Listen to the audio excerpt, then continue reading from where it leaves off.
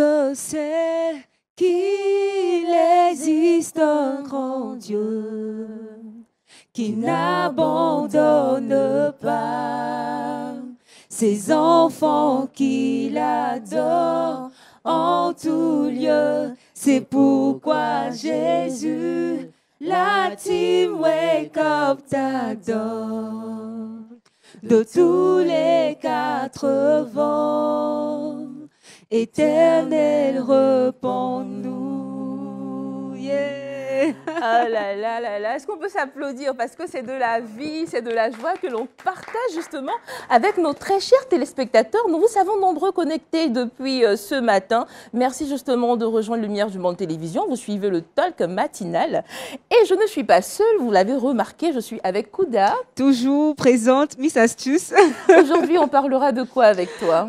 Aujourd'hui, j'ai pour vous, chers Wekoper, 3 astuces pour enlever les rayures sur les carrosseries. Culture Actu et le saviez-vous? En effet, dans Culture Actu, nous parlerons d'une nouvelle application de prière qui a vu le jour en France. Je n'en dirai pas plus. À tout à l'heure. Et dans le saviez-vous, certainement des personnes réfléchissent un peu sur le nom qu'elles voudront donner à leurs enfants. Tout à l'heure, je vous donnerai des noms qui ont une signification, qui sont bibliques bien sûr, mais qui ont une signification très, très, très, très, très importante. Des noms que tu as choisis pour ta future fille peut-être? Amen, pourquoi pas. Et c'est un plaisir de le recevoir sur le plateau de Lumière du Monde Télévision. Nous sommes avec le pasteur Bana Kambou. Je prononce bien. Vous prononcez bien. Shalom, pasteur, soyez le bienvenu. Shalom, ma sœur. Heureux de te rencontrer. Également. J'avais l'habitude l'année dernière de venir ici. Oui. C'est aujourd'hui que je te vois. Et c'est votre maison. Meilleurs vœux. Merci. Bonne année à vous également. Merci et je profite de l'occasion pour dire meilleurs vœux à toute la direction de LMTV, Amen. à sa tête le directeur Golé. Merci. Et à vous. Et puis mon médecin, peut-être je le présente avant toi. Oui. C'est mon médecin. Oui. Et je suis heureux de le retrouver. Et à lui aussi les meilleurs vœux et que Dieu soit avec nous. Amen. Merci beaucoup, pasteur Bana, que l'on retrouvera dans pas longtemps dans Méditons ensemble, mais il a déjà présenté le docteur. Nous sommes lundi, nous parlons santé. Et nous sommes avec vous, docteur. Oui. Alors, aujourd'hui, le sujet du jour, docteur Durman. Bon, aujourd'hui, on parlera de l'anémie. L'anémie. Voilà. Comme c'est un symptôme que beaucoup connaissent, nous allons donner des informations. Alors, on n'en dit pas plus. On partons pour la première rubrique de cette émission qui est Méditons ensemble. Merci beaucoup, ma sœur.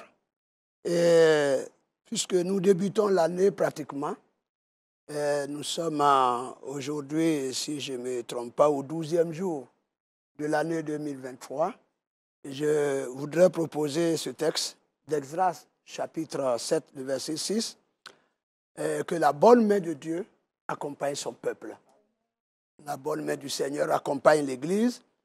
Et il est dit dans ce verset, cet Esdras vint de Babylone, c'était un scribe versé dans la loi de Moïse, donnée par l'Éternel, le Dieu d'Israël. Et comme la main de l'Éternel, son Dieu, était sur lui, le roi lui accorda tout ce qu'il avait demandé.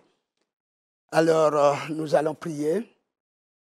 Notre Dieu et notre Père, pour cette méditation matinale, et à ce début d'année, nous voulons bénir le nom de notre Dieu et lui dire que jusqu'ici, il nous a secourus et il nous donne de connaître cette année nouvelle.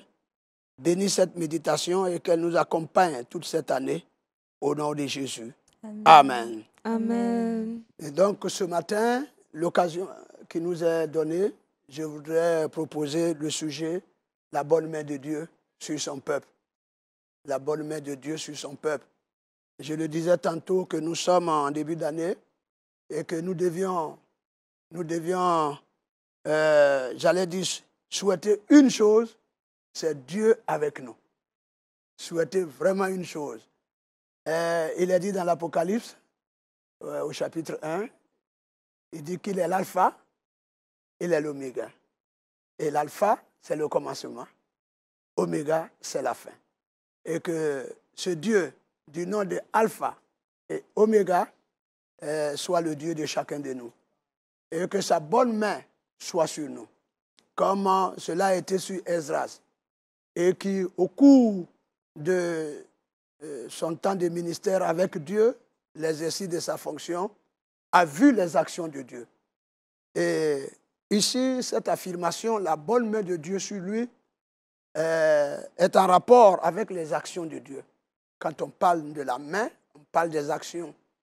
Et la bonne main de Dieu était sur ce serviteur, sur ce croyant. Et je prie et souhaite que cette année, encore, la bonne main de Dieu soit sur chacun de nous. Son Église, dans son ensemble, mais chacun en particulier. Que les foyers sentent la main de Dieu. Que des individus sentent la main de Dieu. Que même notre nation sente la main de Dieu. Et ma prière, c'est que nous sentions cette bonne main de Dieu. Et comme je l'ai dit, cette main de Dieu, cette affirmation est en rapport avec les actions de Dieu. Quand on parle de la main, on parle ici de l'autorité. Vous voyez, quand vous levez la main sur quelqu'un, c'est l'autorité. Et notre souhait est que Dieu, toute la puissance de Dieu, toute la force de Dieu accompagne son Église. Que les chrétiens sentent que l'autorité de Dieu les accompagne. Et vous voyez, cette main de Dieu a permis que Esdras expérimente la faveur de Dieu. Qu'est-ce que je peux souhaiter à nous les croyants ce début d'année? Que Dieu tourne sa face vers nous. Que sa faveur accompagne tous ceux qui espèrent en lui, tous ceux qui s'attachent à lui. Vous savez, quand vous ne connaissez pas Dieu, en début d'année, les gens cherchent à s'appuyer quelque part. Les gens cherchent le pouvoir quelque part. Les gens cherchent l'autorité quelque part. Mais je vais dire aux croyants que Dieu est notre autorité. Et en ce début d'année, il réaffirme être avec nous, comme il a été avec Esdras. Aussi, quand nous parcourons l'histoire d'Esdras, il a trouvé grâce aux yeux de Dieu. Et Dieu a déversé sa grâce sur sa vie. Que les croyants expérimentent encore la grâce de Dieu cette année. La grâce qui est définie comme quelque chose d'immérité. Quelque chose qui ne dépend pas de nous, mais qui dépend de Dieu. Je ne sais pas ce que l'on attend de Dieu, mais je prie que cette année, l'on sente la grâce de Dieu sur sa vie. Expérimenter des choses inattendues. Expérimenter des choses qui ne dépendent pas de l'homme, mais qui dépendent de Dieu lui-même. Qu'il déverse cette grâce-là, eh bien, dans la vie des frères et des sœurs. Aussi, la main de Dieu parle du témoignage de la bonté de Dieu envers Esdras. Dieu a été bon pour lui. Cet homme a vu la bonté de Dieu.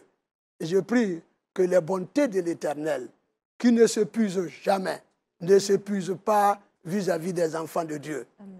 Dans le livre de Jérémie, chapitre 3, le verset 22, lamentation de Jérémie, bien sûr, il a dit que les bontés de l'Éternel ne sont pas épuisées. Ses compassions ne sont pas à leur terme. Elles se renouvellent chaque matin.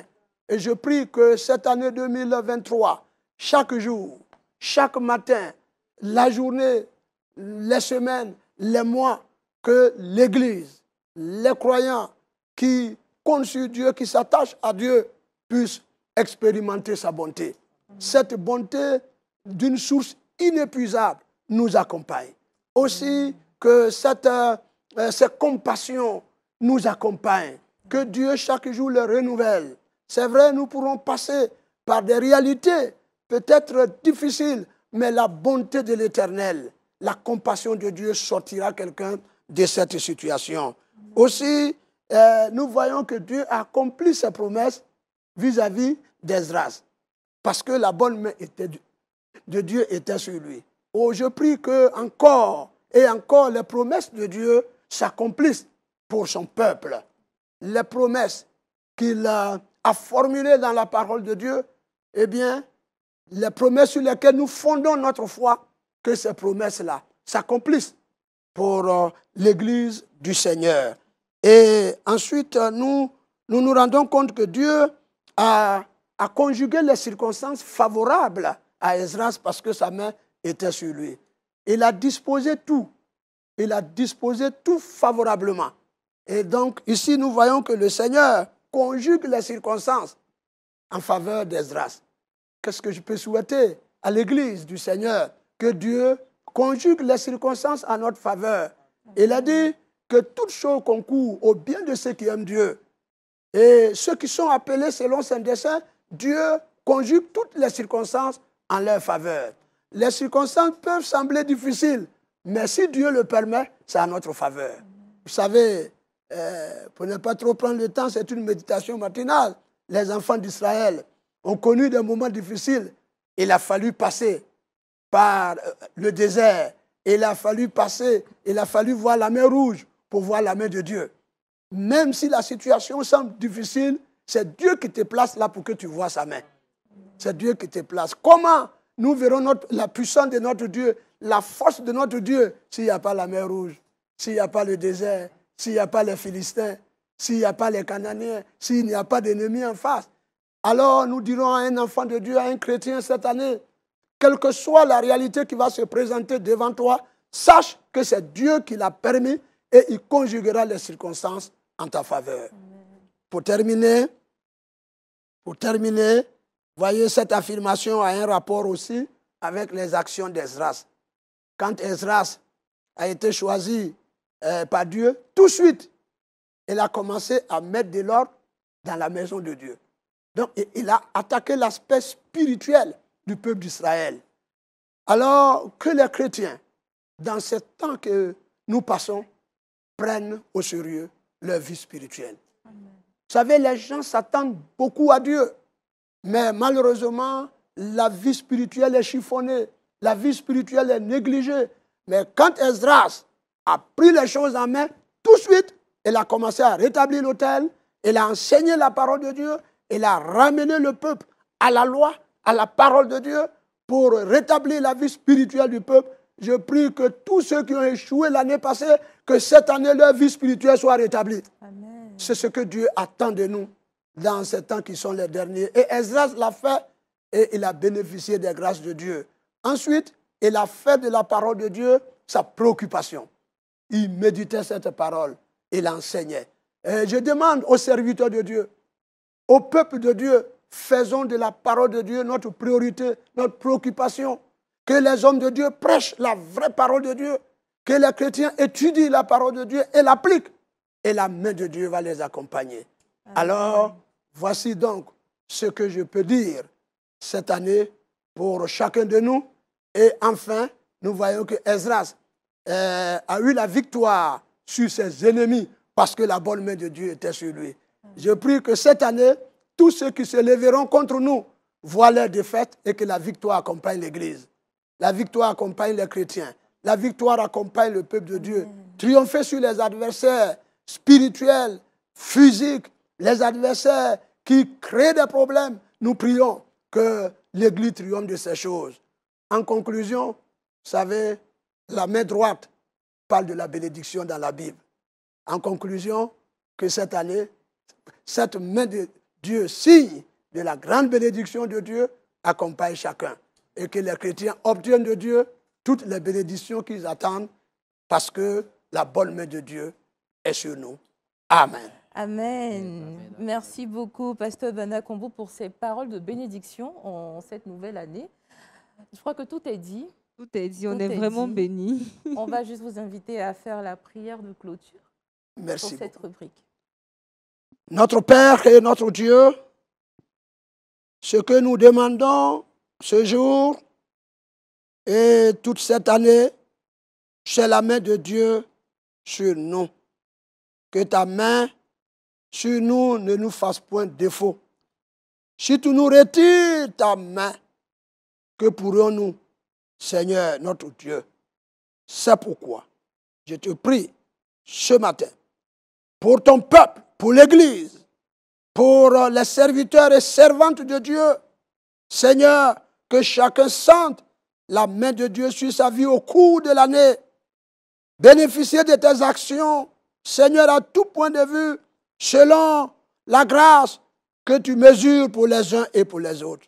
Seigneur notre Dieu, soutiens ton peuple dans ses luttes, dans ses combats. Accorde à ton peuple de grandes victoires, comme tu l'as accordé à Israël. Seigneur, notre Dieu, nous prions que également tu donnes à chacun de nous de veiller sur sa vie spirituelle. Tu voudrais que nous demeurions dans la droiture, dans la vérité. Seigneur, aide-nous à ne pas nous éloigner de toi, à ne pas nous laisser distraire par le monde et les choses de la terre. Garde-nous, Seigneur. Donne-nous d'aimer ta parole, de la méditer, pour les serviteurs de Dieu de prêcher la bonne parole et le peuple de Dieu de chercher l'intimité par ta parole.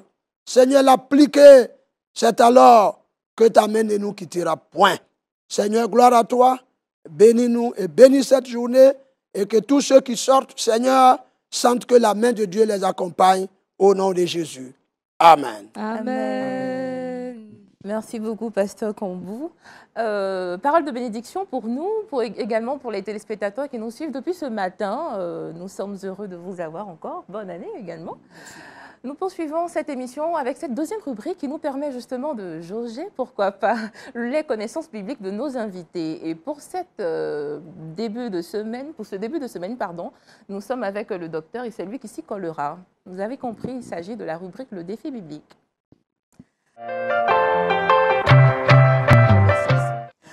Formidable. Alors aujourd'hui, le nom biblique est Sarah. Sarah. Oui, Sarah. Donc Sarah, femme d'Abraham. Effectivement. Qu'est-ce qu'on peut dire? Sarah, celle qui a ri. Voilà pourquoi Isaac. Parce qu'elle n'a pas cru que la promesse du Seigneur allait s'accomplir. Et Sarah, elle était stérile. Mais Dieu lui a fait grâce. Et il a donné le fils Isaac. Et en fait, le fils de la promesse. Et ce n'est pas Isaac qu'on a maintenant Jacob et les tribus d'Israël. Donc, Sarah, c'est vraiment cette image de cette dame servante de Dieu, une dame qui incarne en fait le respect, parce qu'elle appelait Abraham Seigneur. Montrer tout le respect qu'elle avait pour son homme. Donc, je dis dessus. Pasteur, et vous? Oui, formidable. Le docteur l'a bien dit. C'est bien que notre soeur le relève. Il est médecin, mais il est aussi pasteur. Oui. Voilà, effectivement. Il travaille dans une assemblée. Alors, effectivement, ce qu'il a dit de Sarah, c'est ça. Tout à l'heure, une de vos... comment je peux l'appeler? Une de vos collègues, très bien dit, une de vos collègues parlait de la femme tirée de l'homme. Voilà les coulisses, justement. Elle parlait de ça, sans savoir peut-être que on va soumettre le docteur à cette épreuve. Mais Sarah était soumise. Elle savait qu'elle était tirée d'Abraham. Ah oui. Merci, pasteur. Merci pour la précision. Et je sais que ma soeur, dans les coulisses, en a parlé. C'est la réponse que je peux donner. Mais je peux dire que sans la femme, l'homme n'est rien. Donc la femme a une grande importance dans la vie de l'homme. Et donc Sarah a été une bénédiction pour vraiment Abraham. Même si par moments, elle a trébuché, mais ça fait partie de l'homme. Elle est humaine. Elle est humaine, ça fait partie de l'homme. Et pour nous les hommes et pour les femmes, quand à la maison, il y a quelques faiblesses, qu'on reconnaisse qu'on est homme, on est humain, on peut se pardonner et puis la vie avance. Merci beaucoup, pasteur. Je pense que, Aristide, tu prends note, tu n'oublies pas ce dernier passage donné par le pasteur. C'est très important. Tu as quelque chose à dire sur Sarah, un modèle dans la foi chrétienne? Oui, un modèle. Un modèle dans la foi chrétienne ou oui, une qualité? Dans la foi chrétienne, il faut dire qu'à 90 ans, c'est là qu'elle a eu son enfant.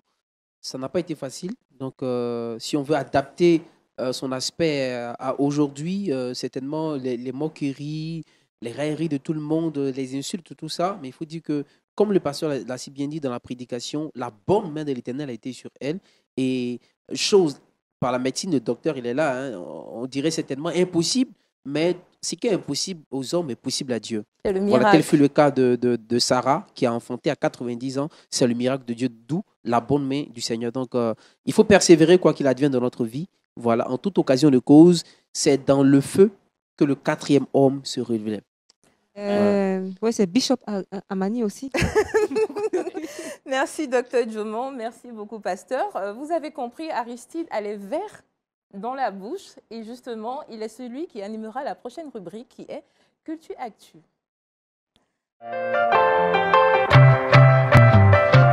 Alors, Aristide, dans Culture Actu, où tu nous envoies? Cette fois-ci, nous faisons cap sur France. Voilà. France. Il faut dire que le Seigneur bat son plein, voilà, pour amener encore le peuple de Dieu à toujours persévérer dans la prière. D'où Amen. le verset biblique 1 Thessaloniciens 5, 17, prier sans cesse. Donc, pour ce faire, une application a été mise sur pied, a été créée là-bas en France, une application qui permet à tout le monde de prier en ligne.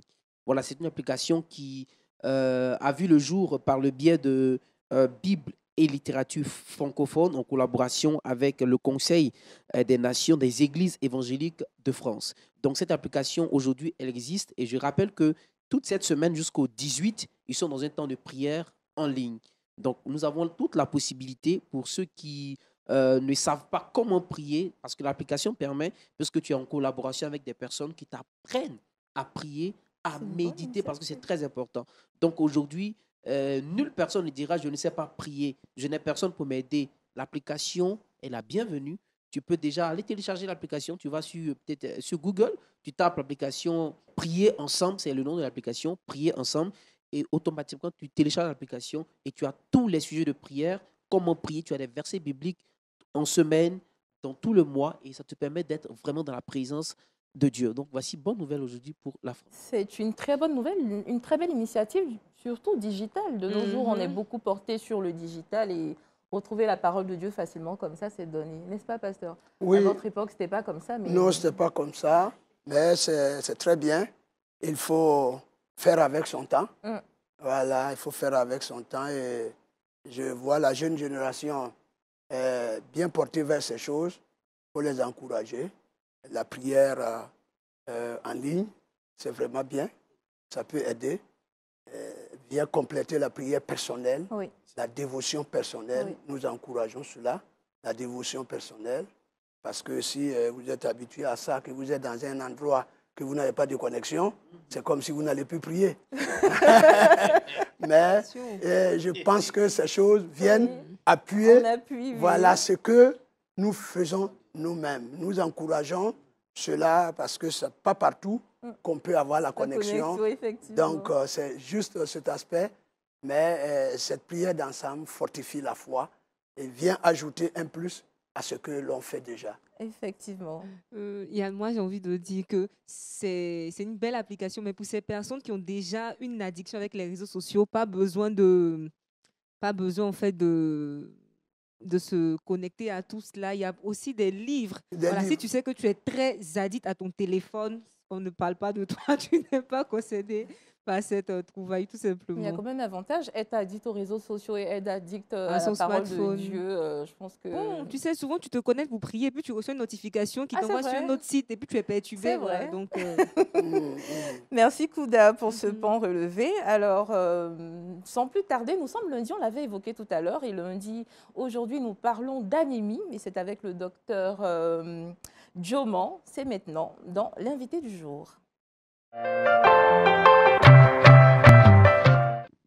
Alors, docteur, nous sommes tout de l'anémie, qu'est-ce que c'est? Quelles en sont les causes? Quelles sont les conséquences? Et est-ce que les fleurs d'hibiscus, je tenais à cette question, guérissent justement l'anémie?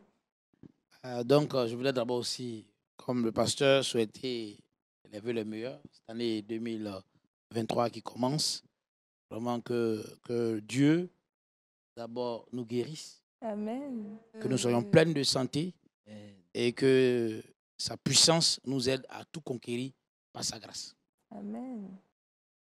Donc l'anémie n'est pas une maladie. Voilà, parce que souvent on confond l'anémie. L'anémie, c'est un symptôme. C'est les symptômes qu'on peut retrouver dans plusieurs maladies. L'anémie n'est pas une maladie. Wow. Ok. Voilà, ça c'est bien de préciser ça. Être anémié, c'est vrai que ça cache une maladie, mais ce n'est pas le signe qu'il y a la maladie.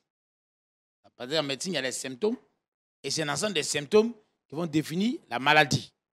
Voilà. Et donc, l'anémie, il faut savoir que l'anémie, c'est biologique en fait. On a l'impression que l'anémie, elle est clinique. C'est-à-dire que quand je vois une personne qui est pâle, il dit qu'elle a anémie. Bon, c'est vrai. Mais vous savez que les gens ont des teints. Et aujourd'hui, bon, si vous prenez les Asiatiques, vous allez les coller tous des anémies. Oui. Voyez. Donc, l'anémie, en fait, c'est quoi? Pour rendre ça plus simple, dans notre corps, nous avons des globules rouges. Et le globule rouge, il est constitué de plusieurs éléments, dont l'hémoglobine, qui fait partie du globule rouge. La baisse de l'hémoglobine traduit une anémie. Voilà pourquoi c'est biologique, parce que c'est seul un examen qui peut vous dire que l'hémoglobine a baissé. Et donc, en fonction de l'âge, ou en fonction, si vous voulez, de l'âge, on peut typer l'anémie, et en fonction du sexe. Mais pour faire tout simple, chez l'homme, on parle d'anémie généralement en dessous de 13 grammes, parce que l'anémie est estimée en grammes. En 13 grammes par litre, on dit un homme est anémié, un homme masculin. Maintenant, c'est comme un grand H. Maintenant, femme, il faut en dessous de 12 grammes. Donc l'homme, c'est un peu plus que la femme. Et puis, chez l'enfant, si on prend l'enfant au-delà de 2 ans, 3 ans, 4 ans, 5 ans, on peut rejoindre soit la femme ou l'homme. Parce que les enfants, c'est un peu plus, c'est différent. En fonction de l'âge, on va typer l'anémie. Donc on garde homme, 13 grammes, femme, 12 grammes. Voilà. Et donc, dès que vous vous sentez pâle, c'est le signe que vous allez voir, les mains sont pâles, il faut regarder ce qu'on appelle les conjonctives. Et au niveau des yeux, et même dans la bouche, on peut voir même dans les mains, les pieds, les enfants, lorsqu'on voit une pâleur, ça nous fait penser à une anémie. Est-ce que je ne suis pas anémié? Et en ce moment-là, je me rends à l'hôpital. L'anémie, c'est à l'hôpital qu'on dépiste l'anémie. Ce n'est pas la grand-mère du de la maison, ou la bonne femme du quartier qui a tous ses plans pour soigner les gens, qui va détecter des anémies. Non. C'est à l'hôpital, on vous fait un examen qu'on appelle une numération formule sanguine. Et cette numération-là, il y a une partie où on voit le taux d'hémoglobine. Donc, en fonction du sexe, on saura si une personne est anémiée ou pas. Donc, ça, c'est la première chose. Et donc, je fais mon examen, je suis anémié. Qu'est-ce que je fais? Bon, quand vous êtes anémié, effectivement, qu'est-ce qui a causé l'anémie? Parce que n'est pas anémié qui veut. Il faut perdre quelque chose pour être anémié. Donc, on peut dire détruire les globules rouges, puisque c'est eux qui contiennent l'hémoglobine. Et donc, si je suis anémié, il y a forcément une cause. Mais ce que nous remarquons le plus, c'est que les gens ont tendance à aller boire des sirops de sang. Oui. N'est-ce pas? Ce n'est pas mauvais. Ce n'est pas mauvais. Parce qu'effectivement, l'anémie, par manque de fer, c'est l'anémie la plus fréquente. Donc, si je vais boire mon sirop de sang, je ne fais pas mal. Parce que si le taux autour de 70%, bon, si c'est dans les 70%, il n'y a pas de problème. Mais si c'est dans les 30%, ça veut dire que ce n'est pas une anémie par manque de fer. Parce que ce n'est pas le fer seul qui entre dans la constitution du globule rouge. Il y a le fer et il y a les vitamines. La vitamine B9, B12, B9 qu'on appelle souvent l'acide folique, B12, et d'autres éléments qui vont constituer le globule rouge. Et donc, je peux être anémié parce qu'effectivement, je manque de fer. Et ça se voit, ce qu'on appelle généralement l'anémie par carence martiale ou carence en fer. Ça, c'est ce qui est fréquent. L'enfant, il ne mange pas, il vomit, il sera anémié. Cette dame, peut-être qu'il y a un fibrome qui saigne, elle sera anémiée. Cette dame, peut-être qu'il mange, comment on dit, la terre, le kaolin, il sera anémié. Donc, toutes ces choses sont anémies par carence martiale. Le fer peut corriger. Il y a des anémies qui sont dues, par exemple, à une séquestration du fer. Et le fer est disponible, mais il n'est pas utile. C'est-à-dire que c'est comme si l'organisme a du fer dans un magasin dont la porte est fermée. Voilà, je dis ça comme ça pour qu'on puisse comprendre. Et donc, tu as le fer dans ton magasin fermé. Le fer existe. Mais si tu vas boire du fer, tu vas augmenter la quantité de fer, mais on ne pourra pas l'utiliser. Voilà, parce qu'il y a un mécanisme. Le fer que vous buvez, ça va aller dans le sang et ça va aller encore dans certains endroits. Donc, ça ne sera pas disponible pour l'organisme. En ce moment, on n'a pas besoin de prendre du fer. Voilà pourquoi, devant une anémie, c'est mieux de consulter. Il faut consulter. Pourquoi? Parce que les complications dans l'anémie, ça existe. L'anémie peut aboutir à une insuffisance cardiaque. Wow. Oui. À une crise cardiaque? Insuffisance cardiaque. Ok. Ça veut dire que le cœur va être fatigué. Ok. L'anémie, c'est quoi? C'est le sang. Hein? Après tout, c'est le globules rouges. Le cœur ne pompe que le sang. Quand vous êtes anémié, ça veut dire que la quantité de sang qui va au cœur est faible. Imaginez un cœur qui pompe et qui n'a pas la quantité qu'il faut pomper. Le cœur va s'épuiser. Il fournit trop d'énergie et ça aboutit à l'insuffisance cardiaque. Et on retrouve ça souvent chez des femmes nourrices qui viennent d'accoucher. Et donc, elles sont anémiées, elles ne mangent pas bien, il y a beaucoup d'énergie à fournir. Et le cœur, à force de travailler, paf, souvent ces femmes-là, elles font des insuffisances cardiaques. On voit, en général, c'est généralement l'anémie qui a causé cela. Ou bien une personne qui était anémiée parce qu'elle avait des hémorroïdes, on n'a pas eu des hémorroïdes, elle a saigné. Et comme elle ne veut pas prendre des médicaments, aller à l'hôpital, elle préfère se contenter de la bonne femme du quartier. Au fur et à mesure, le cœur pompe, complications. L'anémie peut avoir un impact sur le rein. Sur le rein. Parce que le sang manquant dans le corps, tous les organes vont souffrir. Le cœur, le rein. Donc voilà pourquoi c'est très important, lorsqu'une personne est anémiée, de consulter. De consulter. C'est vraiment important de consulter. Et comme tu l'as bien demandé, est-ce que le bissap, qu'on appelle les fleurs d'hibiscus, soignent-ils l'anémie? Et effectivement, nous, on avait d'abord constaté cela.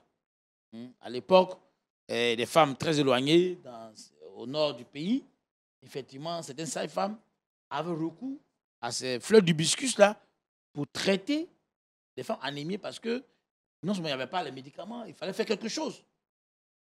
Et ça marchait. Mais aujourd'hui, il y a des preuves scientifiques. Médecins en Tanzanie et d'autres médecins, on a vu qu'effectivement, ces feuilles, ces fleurs d'hibiscus dont on parle, étaient riches même en fer, étaient riches en vitamine B, B3, B2. Et ces vitamines entrent dans la construction du globule rouge. Où il y a des anémies qui sont dues par la carence en vitamine B. Oui, donc, effectivement, ça marche parce que effectivement, ces fleurs-là contiennent des vitamines qui peuvent traiter l'anémie. Gloire à Dieu, c'est une création de Dieu. D'aller maintenant acheter les fleurs d'hibiscus et puis chacun va boire. Non. Donc, on fait comment? Il faut toujours aller consulter. Ça, c'était en cas de force majeure. Elles ont fait. Aujourd'hui, quand même, à chaque zone, il y a un hôpital, il faut quand même aller consulter. Voilà. Merci beaucoup, Dr. Jumon. On en a appris aujourd'hui encore plus de l'anémie, que déjà, ce n'est pas une maladie, c'est un symptôme de maladie. Donc, si vous êtes anémié, faites-vous consulter, c'est très important, bien que Dieu ait déjà tout prévu avec la fleur d'hibiscus. On lui rend gloire pour ça, d'ailleurs. Mais il faut toujours partir à l'hôpital. Des questions, Kouda, Aristide? Bon, moi, ça va. Je pense qu'on a appris beaucoup hein. aujourd'hui. Pour moi, ça va, franchement. J'ai une toute petite question. Toute petite, hein? Voilà, voilà. Est-ce que quelqu'un qui peut-être s'est blessé, par exemple, en nettoyant dans son champ, avec la machette, il s'est peut-être blessé à la cheville, il y a une de ses nerfs qui a pété. Est-ce que ça peut causer également l'anémie? Parce que c'est une question qui m'a été posée une fois par mon petit frère. que j'ai répondu à la volée. Donc, vous, en tant que spécialiste dans la matière, voilà quelle solution ou bien quelle réponse vous pouvez donner à cela. Voilà, effectivement, une personne qui vient de se blesser, tout dépend du taux que vous avez. Voilà, vous savez que l'anémie, c'est une question de taux. Donc, si son taux est élevé, qu'il a perdu une certaine quantité, peut-être la quantité qu'il a perdue n'est pas assez suffisante pour qu'il soit anémié. Tout à fait. Voilà, donc, mais s'il a perdu beaucoup de sang, il peut être anémie. Voilà, parce qu'il y a ce qu'on appelle des anémies aiguës. Et ça peut être très mortel. C'est comme si vous privez le cœur brutalement de sang. Voilà pourquoi les hémorragies dans les accidents de la voie publique, après les accidents de la voie publique, souvent d'autres meurent par hémorragie. Vous avez connu ce qu'on appelle les femmes qui vont accoucher. Les hémorragies de la délivrance qui font beaucoup de désastres dans les hôpitaux. Malheureusement. Voilà, donc la personne se vide de son sang rapidement. Donc tout dépend de la vitesse avec laquelle le sang sort. Voilà, et puis le temps. Voilà pourquoi quand il y a un verre ou une artère qui gicle, l'idéal c'est de faire un garrot. De faire un garrot ou bien de comprimer l'artère jusqu'à ce que les secours arrivent. Ça permet de ne pas se vider son sang. De ne pas... Merci beaucoup, docteur. J'espère que le frère de Aristide qui nous suit sur Lumière du Monde Télévision a pris bonne note pour la préoccupation qui le concernait. Nous sommes très heureux de vous savoir nombreux sur Lumière du Monde Télévision. Vous êtes dans le Wake Up. Nous passons à présent à une autre rubrique. Il s'agit de la rubrique Le Saviez-vous qui est présentée par le grand frère de l'autre.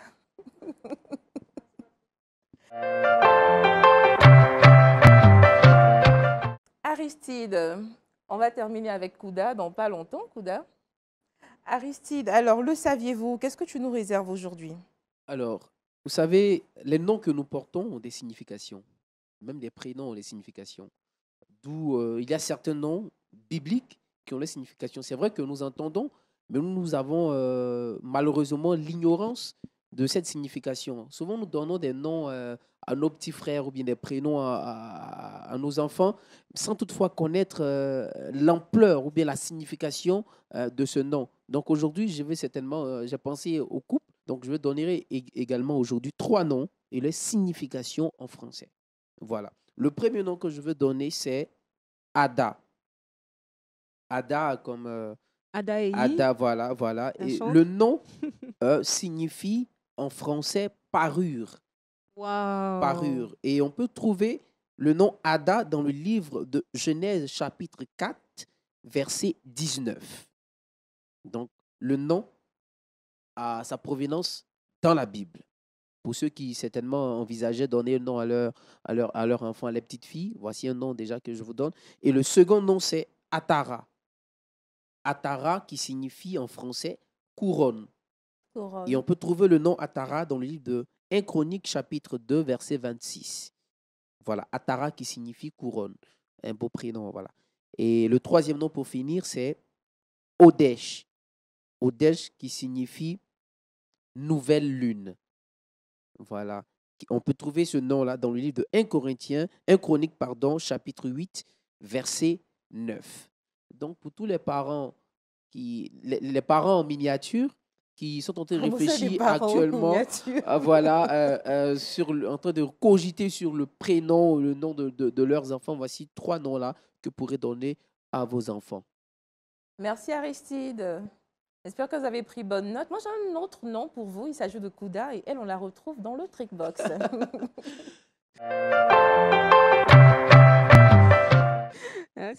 La signification en français. Voilà. Donc, Kouda signifie voici la gagnante. Yes. Et la gagnante, tu nous parles de quoi aujourd'hui?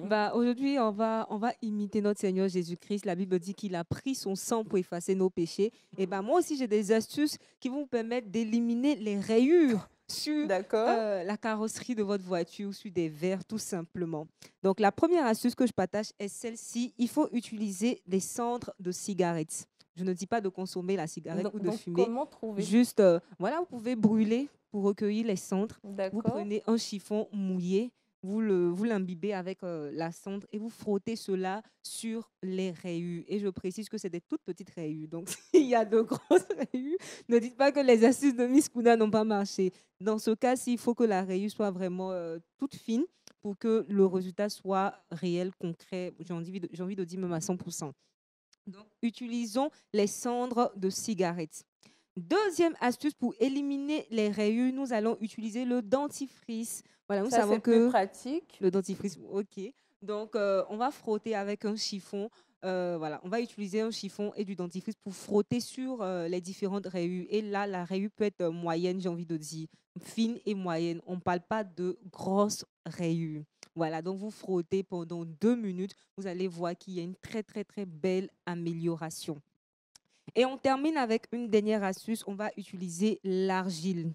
L'argile aussi a des vertus, a des propriétés en ce sens-là pour réduire la taille des différentes rayures, que ce soit sur des verres ou sur la carrosserie d'une voiture, comme je l'ai dit tantôt. Donc, vous pouvez utiliser ces 3 astuces tout simplement. Merci, Kouda. Nous avons des voitures ici. Ah oui, J'espère bon. que vous La question est, donc, voilà. Donc, l'argile, c'est pratique. Je vous dis, notre du moment, on va faire le test et à la prochaine émission, voilà, on aura rendra votre témoignage. avis. Ça permet d'économiser un peu, quoi. Ouais, Merci, ils Kouda. sont pas Merci contents. beaucoup pour les astuces. Merci, Aristide. Nous poursuivons notre randonnée de ce talk show, ce talk matinal. Et nous passons à la rubrique « Pasteur, je veux savoir ». Alors, Pasteur, c'est encore une nouvelle rubrique, je vous explique. Pasteur, je veux savoir permet justement aux internautes de nous faire part de leurs préoccupations.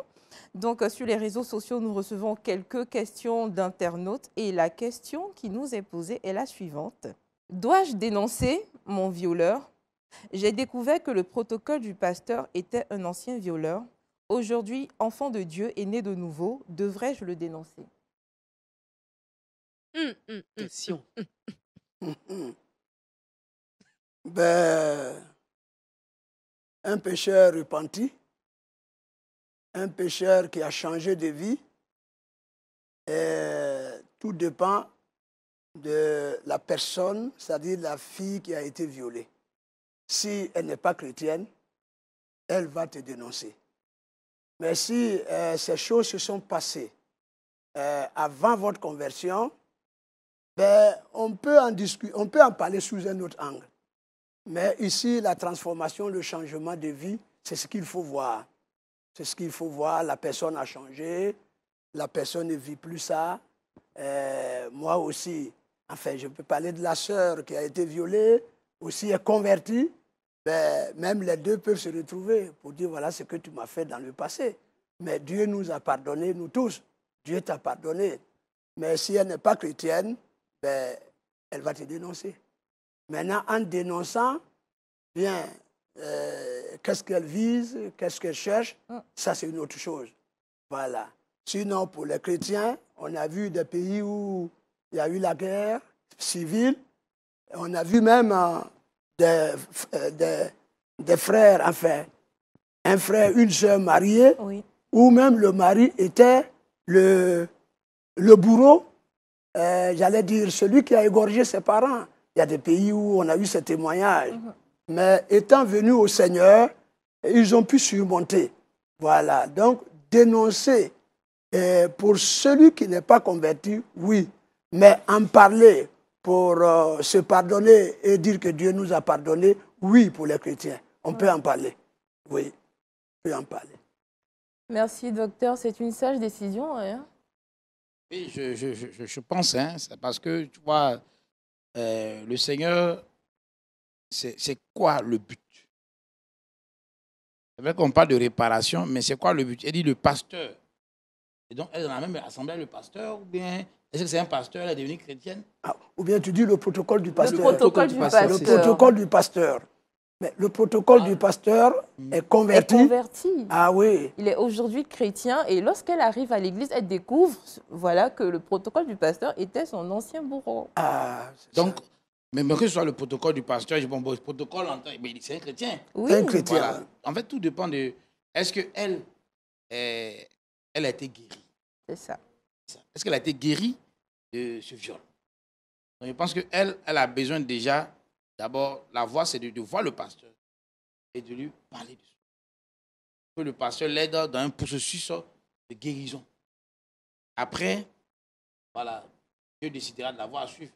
Mais il faut qu'elle soit restaurée. Et même si elle va l'enfermer, elle n'est pas restaurée encore. Ça a besoin d'être restaurée d'abord. Tout à fait. C'est ce qu'il faut faire d'abord. Merci beaucoup pour vos conseils et interventions. En tant que chrétien, il est important pour nous justement de toujours recourir à Christ, qui est la meilleure solution, qui apporte de l'amour, de l'apaisement. La Bible dit que nous pouvons tout par celui qui nous fortifie, et Christ nous fortifie. Ce qui nous envoie justement à notre verset boussole. Kouda. Oui, le verset boussole se trouve dans le livre d'Esdras, Esdras 7, le verset 6. Ce Esdras vint de Babylone. Et comme la main de l'Éternel, son Dieu, était sur lui, le roi lui accorda tout ce qu'il avait demandé. Merci beaucoup.